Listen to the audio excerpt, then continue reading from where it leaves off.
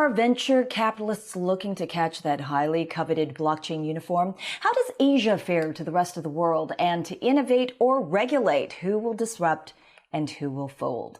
Welcome to Word on the Block, the series that takes a deeper dive into blockchain and the emerging technologies that shape our world at the intersection of business, politics, and economy. It's what we cover right here on Forecast News. I'm Forecast News Editor-in-Chief Angie Lau. True Global Ventures, a global technology equity fund out of Singapore, has reserved its $100 million TGV4 Plus fund for blockchain companies. And they are now in search of what could grow to be the next blockchain unicorn. We've already seen one coming out of Asia. Animoca Brands, the play-to-earn blockchain gaming and NFT specialist, is also in TGV's portfolio. With GameFi and NFTs continuing its unstoppable rise, something tells me that Animoca won't be Asia's last blockchain unicorn. Definitely more to come from Asia and around the world. So where are they? Well, today I'm joined by two of TGV's partners who will be taking us through the VC landscape in blockchain in Asia. The founder of venture development and education group Mage Spire, Bowie Lau, and the co-founder of networking platform ReferReach, Kelly Chu. Bowie, Kelly, welcome to you both to the show. Thank you, Angie. Glad to be here today. Thanks, Angie, for inviting us. I'm super excited because there's so many people who know that they need to pay attention to Asia, who know that the role that Asia is playing is integral to the innovation and the acceleration of blockchain in this space, who know that this area is just like a giant petri dish of blockchain innovation. But it's really a dark spot for so many people. So I'm super excited to have you both on because you have been making waves in this space for a while. You've just closed your $100 million fund and you're ready to put that capital to work. But I want you to share just a little perspective with everyone who might not be as familiar with the landscape here. What's happening in Asia? Why are you so excited as VCs to be here, to be in Singapore, to be in Hong Kong, to be in Asia, and put your money to work? Kelly, I'll start with you. Sure. Thanks, Angie. I think one of the most important things about Asia is that it's always a high growth region. And number one, right? Number two, I think a lot of, the youngsters here in Asia are gamers by, when they were almost born, right? When they came out, they were like, already on the mobile phones and already, playing games. So I think there's a leap there. I think a lot of the Asian countries, they leapt across the, kind of like the PC gaming world. They went directly into mobile. So they're all really into, this kind of games, mobile games and whatnot, entertainment, all from the mobile phones. So we're really excited because these are the groups of, people that will be adopting, new technologies really, really quickly. So that's number one, right? Number two, I think there's this whole thing on GameFi and play to earn, right? Like for example, one of the breakout stars, in the recent months has been Axie Infinity. So they have, kind of like, led the way in terms of this whole play to earn revolution that's happening now. And, players can earn anything from $800 to over thousands of US dollars, right? And I would say that in Asia, that amount of money actually makes a difference, right? You can actually pay for the whole family in terms of their monthly kind of expenses. While in versus, like say, for example, in Europe or in US, that could only mean maybe just a week's worth of living expense. So I would say that in Asia, one of the exciting things about this whole play to earn is that a lot of these players are actually putting food on the table. They're actually changing their lives because, they're playing all these games and basically earning a living out of it. So we're extremely excited over that growth. So I think it's the young generation that's coming out, mobile first. And number two, a lot of these these play to earn games are now changing their lives. So we're extremely excited over that.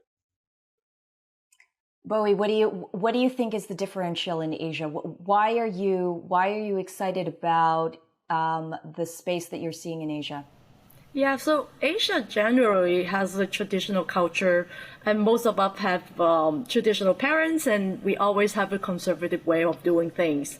So with the advent of blockchain and cryptocurrency, it was a liberating experience to the younger generation of millennials and Generation Z.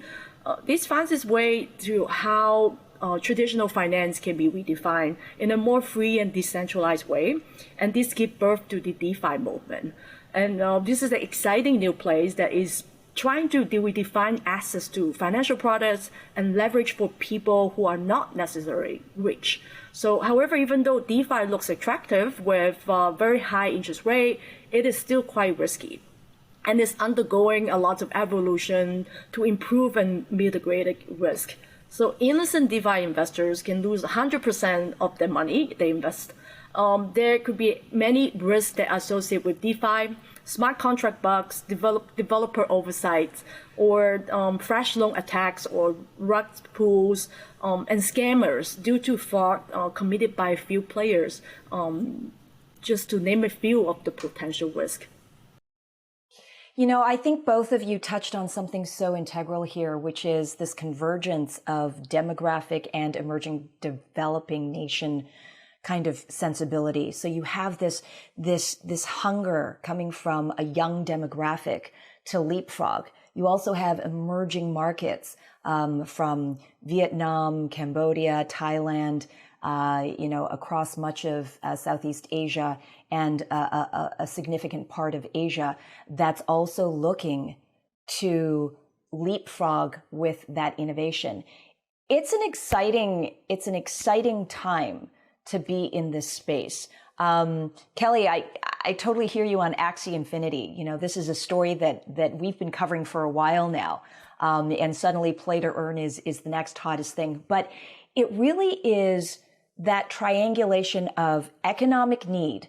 You could literally put food on the table. This is, we saw it emerge out of Vietnam.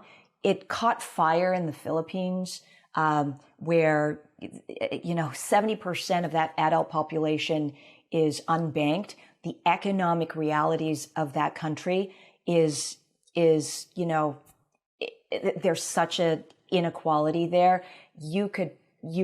Much of the country has to leave the country to make money, to send money back at home.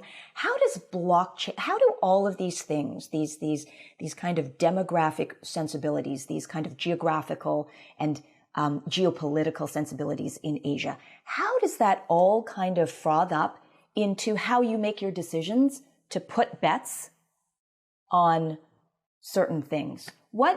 So obviously, you've got play to earn, but what else kind of inspires you to put your money to work? Yeah, absolutely. Great question there, Angie. So I think first things first is that every region, every country is very, very different. So as if you're an entrepreneur and you want to target a particular region or a particular country, I guess you really need to understand what is happening in that particular country or region, right? You cannot take the same technology that maybe works in the US or Europe and then just try to transplant it wholesale into Asia, right? You probably will not work, right? Things like affordability, culture, even, risk tolerance, all these things are factors within that particular country itself. So I think number one, a lot of these innovations that we see are also coming up from Asia. They don't necessarily, they're not necessarily just coming out from Europe or US itself, although those are the countries that are leading the way in terms of innovations. But we see a lot of other innovations in Asia itself. One of them is this YGG, Games Guild, right? They are basically a kind of community that works around all the play to earn kind of games, be it Axie Infinity, whether it's Sandbox or any other games that are basically play to earn.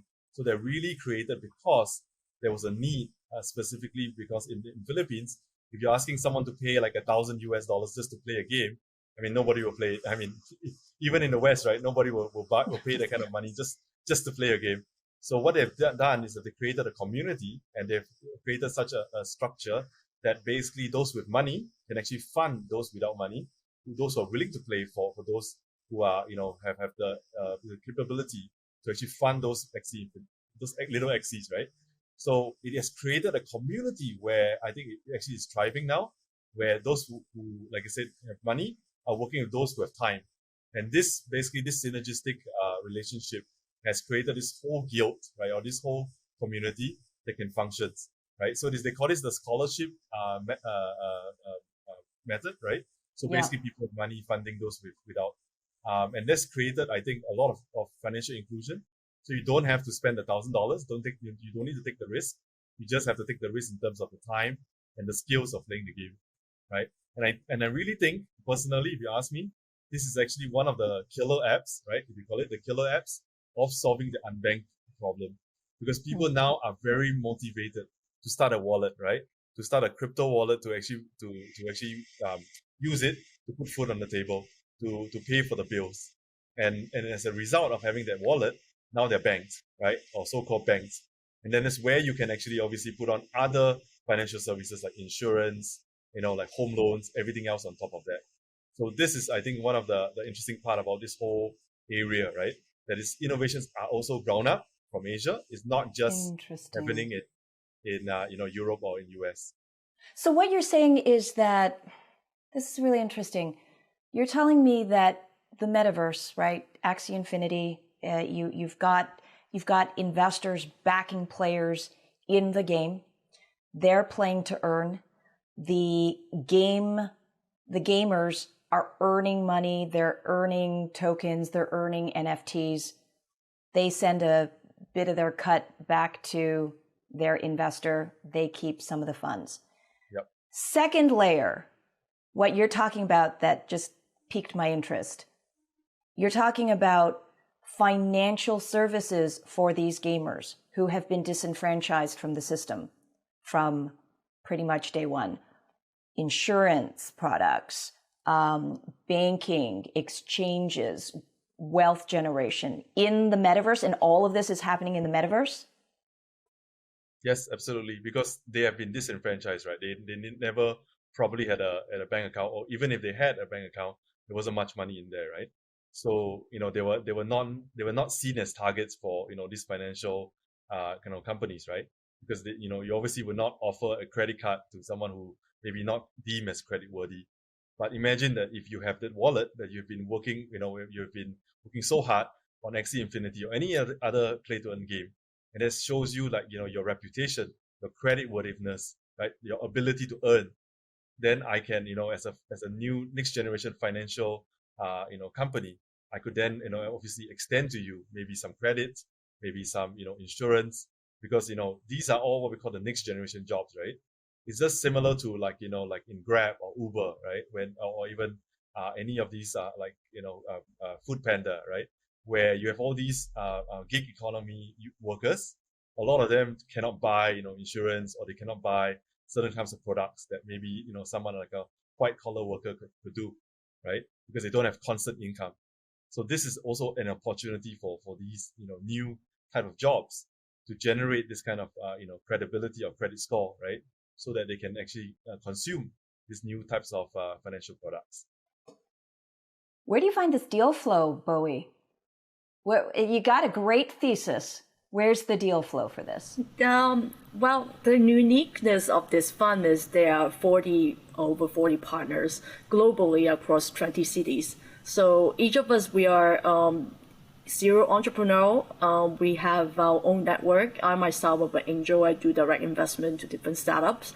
So Kelly is based in Singapore. So all of us are based all over the world, and I get deal flow almost every day, and I get to see the pitch deck and get to have a phone call with them almost on a daily basis. So deal flow is not a challenge at all, and I really like the fact that I joined this fund is because I'm strong in Asia Pacific, but I also have partners that cover in other regions, in Europe, in US time area. So and to elaborate a bit more than the 4 specific verticals that we are highly interested.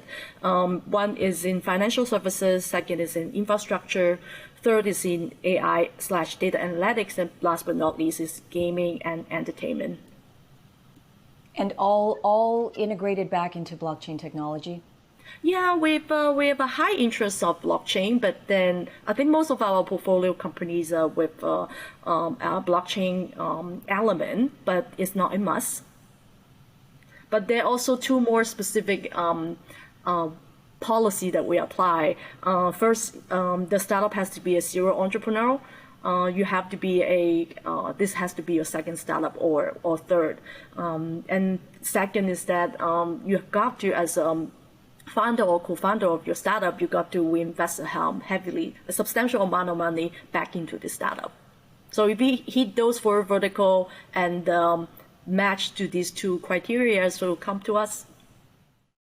I love it. I think, you know, as people are kind of listening in and learning a little bit more just based on your experience, you know, what would surprise them if you shared what you knew about Asia? What do you think would surprise your fellow VCs or your peers in Europe and the US? You know, what surprises them about Asia? Yeah, maybe I can answer that. I think one of the things that surprises a lot of not just our partners but also I guess other VCs about Asia is that they sometimes think Asia is one big continent, just like maybe in the US, or maybe it's like like Europe, right? I mean, what is Europe, right? There's so many countries under Europe, so they think Asia is very homogeneous, which obviously is not.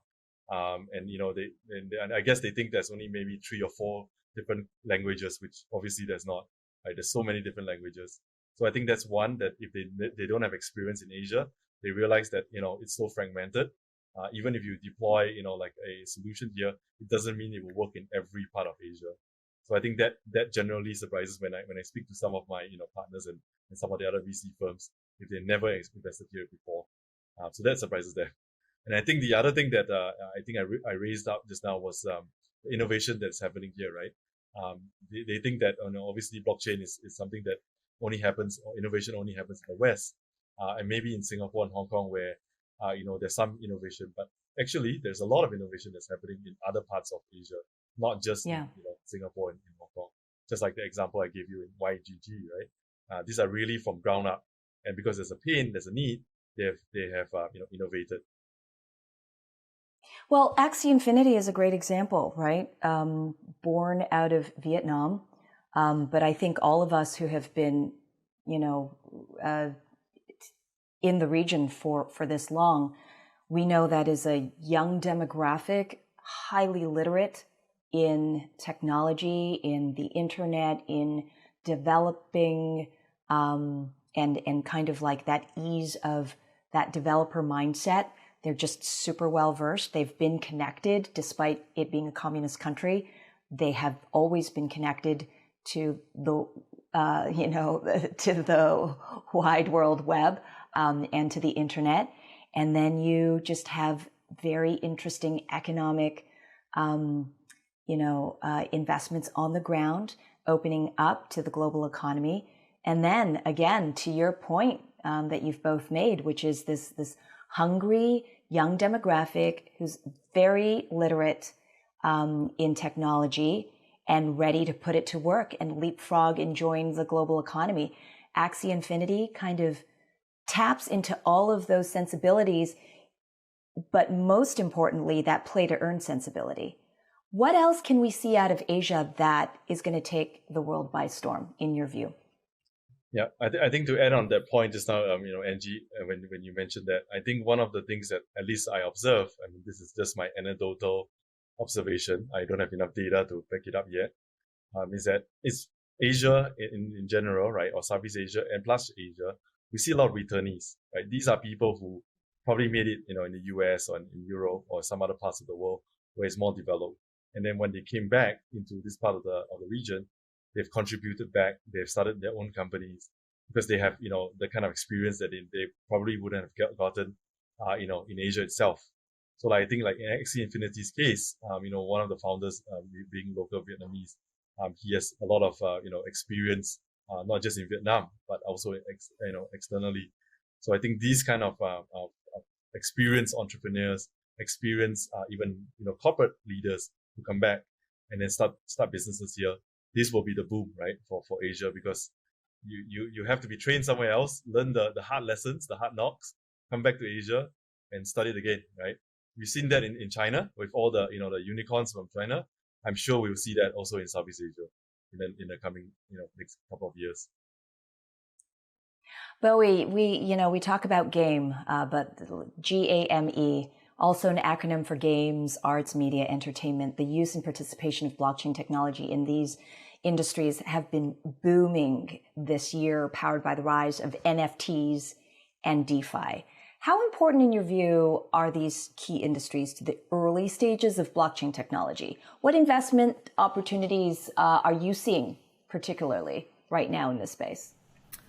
There are a lot. There are many if you talk about the investment opportunity in the gaming, art, music, and entertainment. And the blockchain technology / NFT really is the enabler to further develop all these startups in the field. In the past, for example, using music, all the artists are basically getting ripped off by all these publishers or studios. But now with the NFT / blockchain technology, they basically can take most of the ownership and they can monetize the most. So music is definitely one of them. Others like art, even if like there's still quite a lot of value for physical art product, but there's a huge booming in the art space using the non-fungible token. So and we all seen the latest. I think the biggest expensive NFT costs over 69 million just for one piece of token. So yes. Yeah, Beeples. Look, we cover this.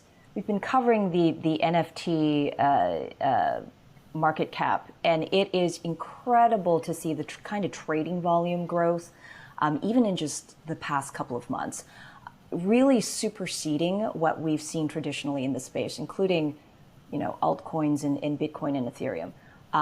This is the speed of growth that is extraordinarily interesting. So you've got two groups here. One group that says, yes, all in, this is the next wave. Another group still scratching their head and saying, what is the value of NFTs? This is made up stuff. This is digitally created something out of nothing. And all of a sudden, these things are worth millions, got market cap of billions, trading volume of hundreds of millions a day. What's going on? So, guys, what's going on? Great I think the first thing you got to do is to understand and get yourself educated. I think this is a key. I wouldn't, if you, this is my personal opinion, I wouldn't ask anybody to jump. Even if you want to learn, start with a very little bit amount of money, consider as a fee to pay to get to know what it is. Having an NFT wallet, how does it work, or buy a little bit of token. Or Bitcoin as an experiment. But throughout the whole process, you got to understand a lot, the private key, public key, the whole transaction, which are the most safest or with the highest volume of exchange. Every single thing that you do, you actually learn. You got to understand a lot. But one thing we wanted to clarify is True Global Ventures is the 100% equity fund. At the end of the day, if we believe in a company, we do not invest into cryptocurrency. We only invest into the equity. But if they give us the token as a bonus, we wouldn't say no. That's all. Yeah, and just to add on to Bowie's points, I think I've talked to a lot of traditional investors, and they are like, Kelly, tell me, what is this whole NFT about? Is it just one big scam? Is it is it going to be money laundering? They all the typical kind of citizens kind of doubts come to mind, right? So I think the best way for at least for now that we've found to explain this is really that it is about the change of the revolution of digital ownership, right? Because NFTs represent digital ownership, and it could be your house, it could be something digital assets, it could be even a domain name, it could be anything that's offline or online. Anything that you have to prove your digital ownership, NFTs can affect. So in a way, it's crypto, but not really. And we see that there is actually a divergence in terms of adoption of NFTs. Because today you can go to any projects, not any yet, but most projects, you can sign up using a credit card. They don't even ask you what is your crypto wallet. They won't ask you for Ethereum or Bitcoin. And I think it's getting more and more mainstream. So we will see a lot more NFTs being adopted in various parts, some that we cannot even imagine right now. And I think that's where the innovation will come. And that's when NFTs, blockchain, all this will show true value, right? So I think today a lot of people are thinking it's very speculative, right? Because art is very speculative in nature, whether it's offline or even now digital art. But we see things like, digital ownership of game assets. This has been, billions of dollars of, in terms of value in the traditional game market, right? It's just that now it is through the digital ownership, you can trade it and you can actually generate, the IP owners can actually generate a fee out of it, right? So basically they can generate a monthly recurring revenue. So this is a new revenue source for the game companies. So that's why they're adopting this very quickly, right? And they're seeing value in this. And familiar to all of us in this space, Yatsu, who's chairman of Animoca Brands and prolific, leader in this space, talking about NFTs and gaming and all the rest, really a decade before anybody else was really paying attention. But talking about just what that ecosystem, the value of the metaverse ecosystem actually is, when it is about community and people are there and there is an integrated ecosystem that supports that, which is the game, right? And, how do we find value in these relationships? And then therein lies, NFTs or tokens. Because if you think about it, at the end of the day, the underlying security of an NFT is what you and I create, right? Yep. So it could be music, it could be content, it could be art, it could be really anything. We are seeing it, in K-pop right now. We're seeing it engaged in sports right now.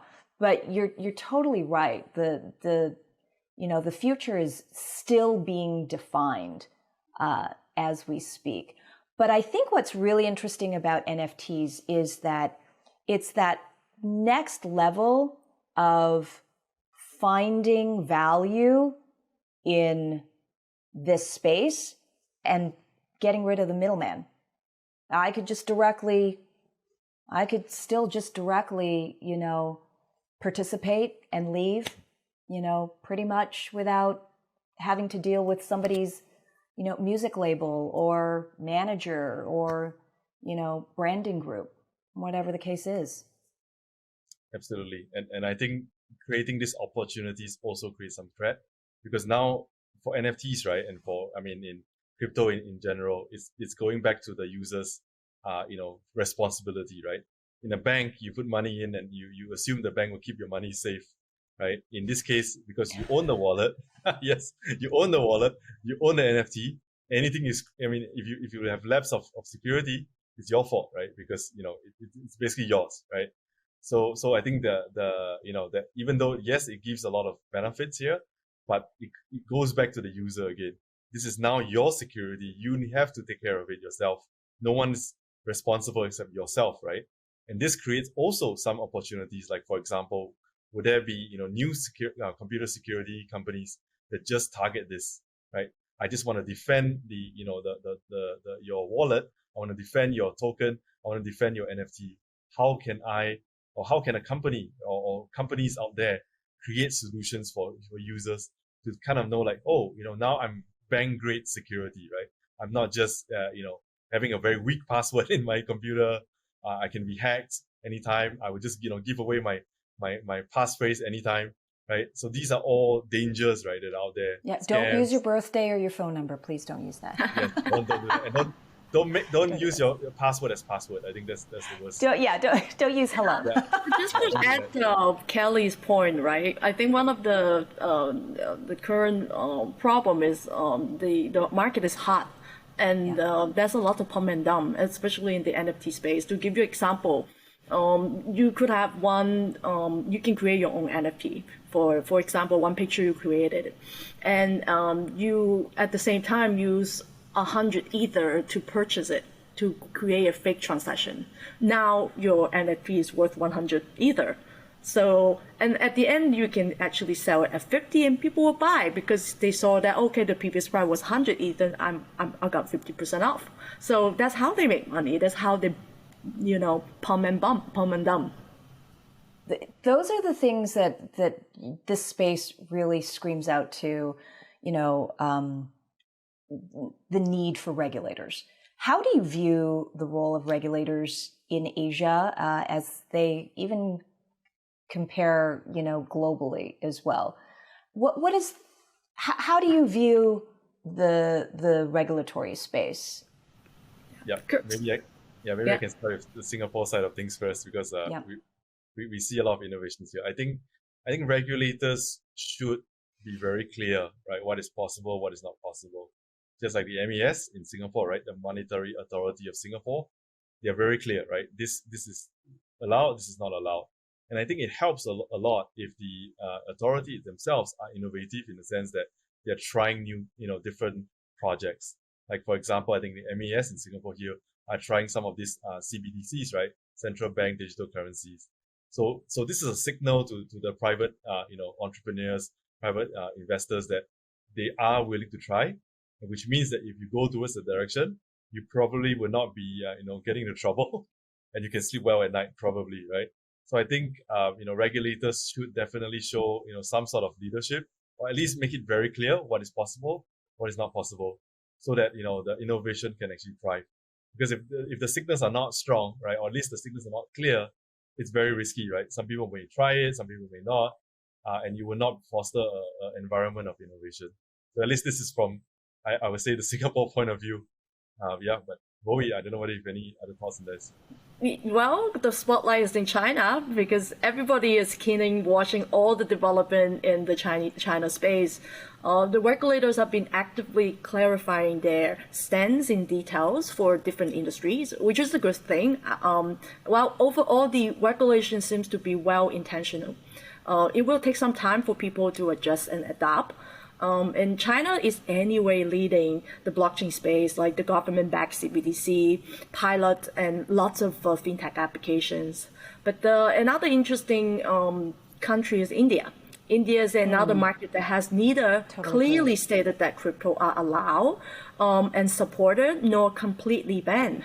So there's a lot of legislative and regulatory dialogue still happening to define the way forward. A change of regulation is not unique just to Asia. Recently, just Binance has been facing some challenge in UK and in Singapore with regulators discussing requirements in order to be regulated. Hong Kong, all of those things, absolutely. To your point, India, I want to just quickly pick up on that. It is a very kind of, ever-changing landscape. There's oscillation. Of course, we're seeing it in other countries as well. But I wonder, as VCs, does this turn you off, or does this excite you about India? That excites me. I do have a deep connection to India because my husband is from there. So through that, I got to expand my network a lot, and I got to know a lot of good. Basically, there's lots of hidden treasures in the country. The treasures startups, that's what I refer to. That personally excites me the most. But I'm mindful of the fact that it is a bit challenging as a foreign investor investing in the country. There's a lot of regulatory and taxation challenges that you have to overcome, especially currently with the current situation. All these Chinese capital are banned to enter to India market. So I guess you just need to get yourself educated more before you get into the market. And if you're Chinese, then you have to put on hold for now. Yeah. Well, it kind of opens the door for anybody who, is actually an invited foreign investor into India, paying attention to what you're seeing and what excites you. I'm curious, you said there's a lot of hidden treasures. Can you tell, you don't have to name any names, but describe them. What do you see that's a diamond in hiding? You have to look for it. It's very time consuming. It's hard work. As a matter of fact, I did an event called the Hidden Treasure of India last year, just to focus on this topic.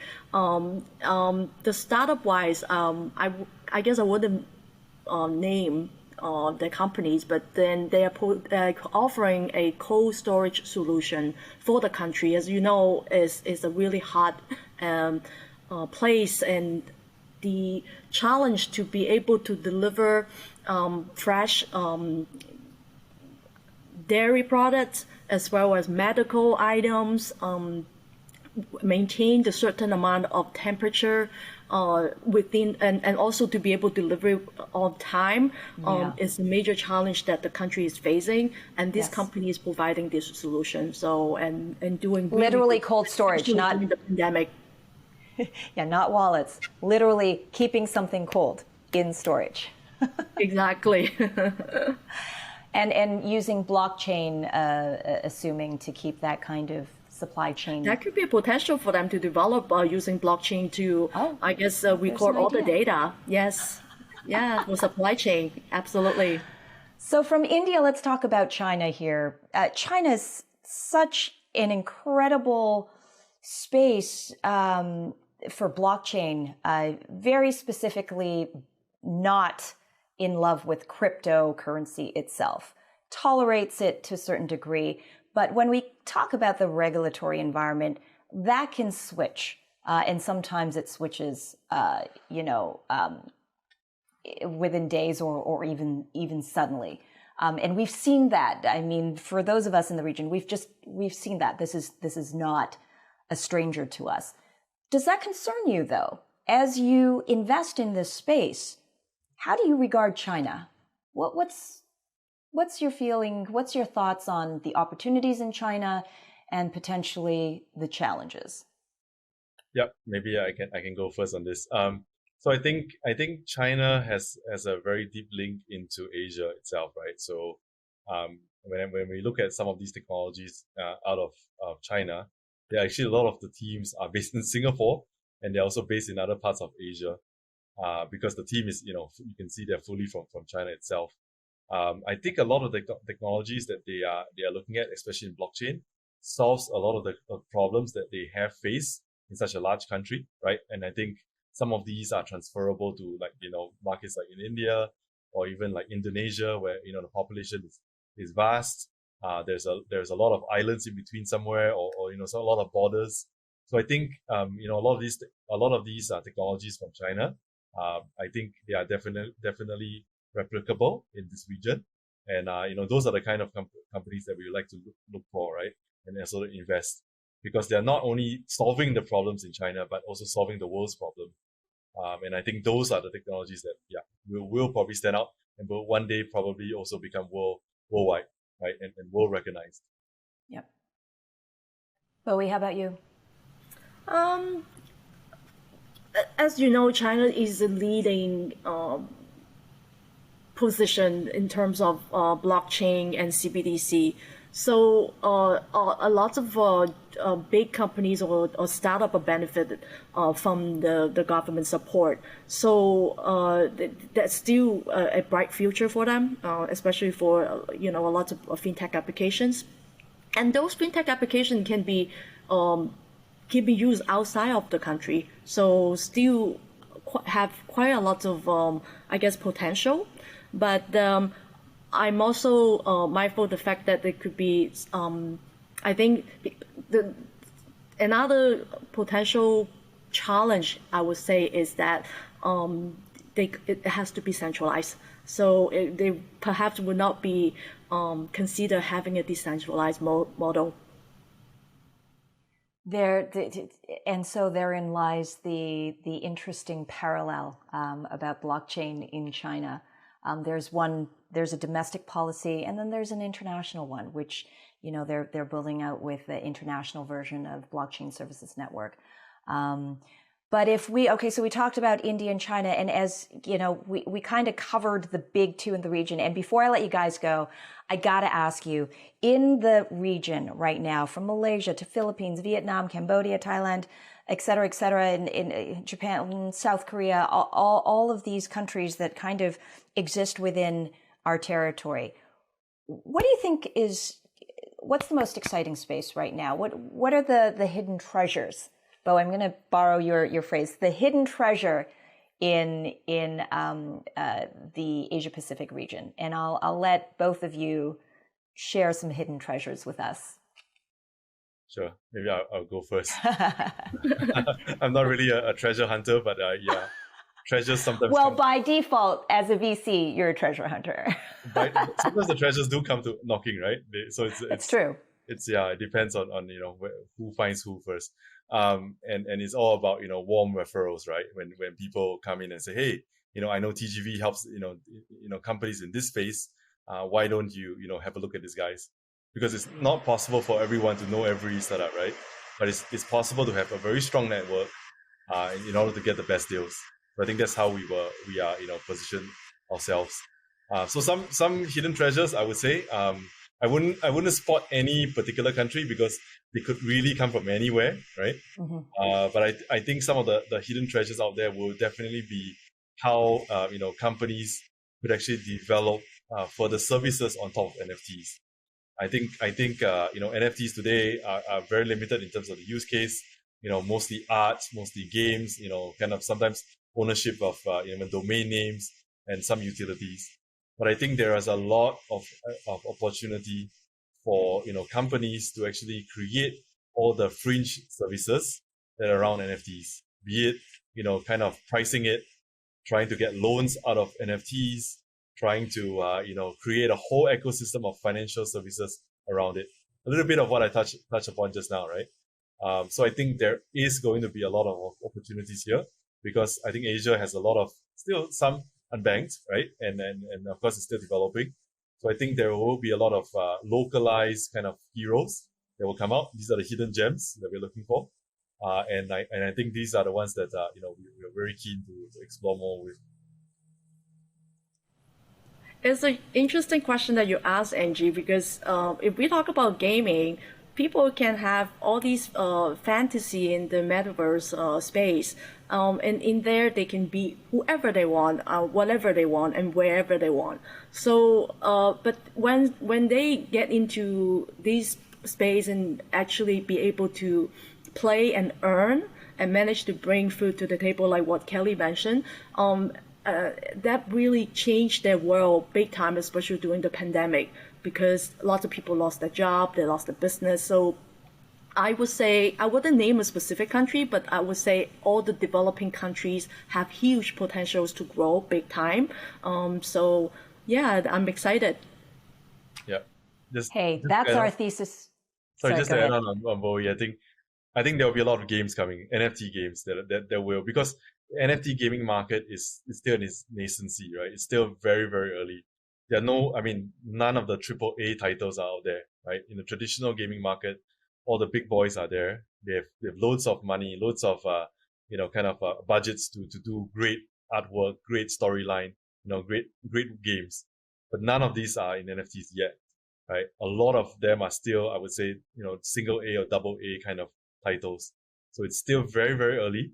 There are a lot of great studios, I'm sure, in Asia and other parts of the world who are going into this whole NFTs.